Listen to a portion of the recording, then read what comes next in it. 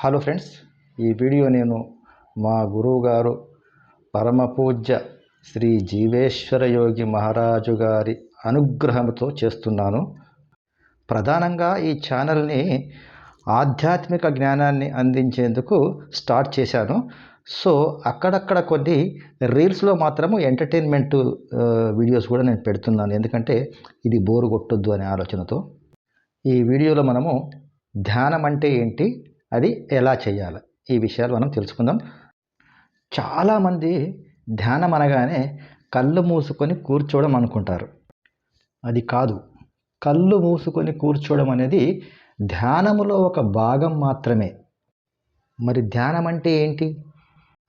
ధ్యానం చేసే వ్యక్తి ఒకే ఆసనంపై, అంటే పద్మాసనం లేదా వజ్రాసనం లేదా సుఖాసనం లేదా అర్ధపద్మాసనం, ఏదో ఒక ఆసనం ఎంచుకోవాలి. ఆ ఆసనంలో కూర్చొని వెన్నుపామును నిటారుగా ఉంచి, మెడను కూడా నిటారుగా ఉంచి కూర్చోవాలి. తర్వాత వేళ్ళతో వేసే కొన్ని ముద్రలు ఉంటాయి. ధ్యాన ముద్ర, కుండలిని ముద్ర, చిన్ముద్ర, ఇలా చాలా ముద్రలు ఉంటాయి. అందులో నుంచి ఏదో ఒక ముద్రను ఎంచుకోవాలా. ప్రధానంగా ఎవరైనా చిన్ముద్ర ఎంచుకుంటారు. ఇప్పుడు మీరు ఫోటోలో చూస్తున్నది చిన్ముద్ర. ఇలా కూర్చున్న తర్వాత మీ మనస్సును, మీ దృష్టిని ధ్యాన వస్తువు పైన పెట్టాలి. అంటే ఒక వస్తువు లేదా ధ్యాన పాయింట్. సపోజ్ మీరు కళ్ళు మూసుకొని మీ దృష్టి అంతా భ్రూమధ్యం, అనగా రెండు కనుబొమ్మల మధ్య పైభాగం, అంటే మనం బొట్టు పెట్టుకునే స్థానం, అక్కడ మీ దృష్టిని, మీ మనస్సును కేంద్రీకృతం చేయాలి. అలా కేంద్రీకరించిన తరువాత గురువుగారు మీకు అందించిన బీజ మంత్రాన్ని మనస్సులో మాత్రమే జపించాలి, బయటికి జపించకూడదు. మననాత్ రాయతే ఇతి మంత్ర అన్నారు. అందుకే ఇలా 12 సెకండ్ల పాటు శరీరాన్ని కదలకుండా, ఆలోచనలు రాకుండా కూర్చోగలిగితే దాన్ని ధారణ స్థితి అంటారు. అలా 12 ధారణలు అంటే 144 సెకండ్లు కూర్చుంటే అది ధ్యాన స్థితి. అంటే మీరు ధ్యాన స్థితికి రాకముందు ధారణ స్థితికి రావడానికి సమయం పడుతుంది. ఎందుకు?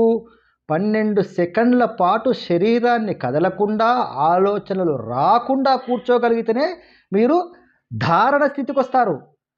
అలా 12 ధారణలు కలిస్తే ధ్యాన స్థితి. అంటే 144 సెకండ్ల పాటు మీరు శరీరాన్ని కదపకుండా, ఆలోచనలు రాకుండా ఒకే దగ్గర మీ దృష్టిని కేంద్రీకరించి కూర్చోగలిగితే అప్పుడు ధ్యాన స్థితి. ఇలా 12 ధ్యాన స్థితులు అంటే 144 ఇంటూ 12 అంటే 1728 సెకండ్లు, అంటే 29 నిమిషాల 20 సెకండ్లు కూర్చుంటే దాన్ని సవికల్ప సమాధి స్థితి అంటారు. ఇది నేను ఇప్పటి వరకు ఏదైతే చెప్పానో చెప్పినట్టుగా చేస్తేనే, లేదంటే మధ్యన డిస్టర్బెన్స్ అయితే అది లెక్కకు రాదు. ఇలా 12 సవికల్పాలు అంటే 6 గంటల 16 నిమిషాలు కూర్చుంటే దానిని నిర్వికల్ప సమాధి స్థితి అంటారు. ఇలా సాధకుడు సాధన చేస్తూ చేస్తూ చేస్తూ అలా స్థితులు దాటుతూ కొన్ని సంవత్సరాల తరబడి ధ్యానంలో ఉన్నారు. ఇప్పటికీ హిమాలయాల్లో వేల సంవత్సరాల నుంచి తపస్సులో ఉన్న యోగులు హిమాలయాల్లో ఉన్నారు. వాళ్ళలో చాలామంది ఇప్పుడు మహాకుంభమేళ ప్రయాగరాజ్కు వస్తున్నారు, వెళ్తున్నారు. ఇక్కడ మీరు గమనించారో లేదో, 144 సెకండ్లను ఏమన్నాను? ధ్యాన స్థితి అన్నాను. ఇక్కడ 144 సంవత్సరాల తర్వాత వచ్చే కుంభమేళను మహాకుంభమేళ అన్నాము. 144 సెకండ్లకి మనకు ధ్యాన స్థితి వచ్చింది. 12 ధ్యాన స్థితులు సవికల్ప సమాధి అయింది. 12 సవికల్ప సమాధులు ఒక నిర్వికల్ప సమాధి అయింది. ఇక్కడ కుంభమేళ కూడా అర్ధ కుంభమేళ, పూర్ణ కుంభమేళ, మహాకుంభమేళ ఏ విధంగా అయితే వచ్చిందో ధ్యానంలో కూడా అదే విధంగా ఉంటుంది. ఒక్కొక్క స్థితి 12 రెట్లు పెరుగుతూ ఉంటుంది. ఇక్కడ మీరు వీడియోలో గమనిస్తుంది ఫోటో కాదు, అది వీడియో. నేను ధ్యానంలో కూర్చున్నాను. సో అలా నేను ప్రస్తుతానికైతే ఒక 1 అవర్ కూర్చోగలుగుతున్నాను.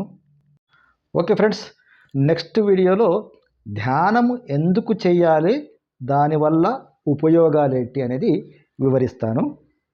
వీడియో కనుక మీకు నచ్చినట్టయితే ఒక లైక్ కొట్టి మీ ఫ్రెండ్స్కి కానీ మీ బంధువులకు కానీ షేర్ చేయండి. నెగిటివ్ ఆలోచనతో ఉన్న వ్యక్తులను దూరంగా ఉంచండి. ఎందుకంటే వాళ్ళు చెడిపోయింది కాక మిమ్మల్ని చెడగొడతారు.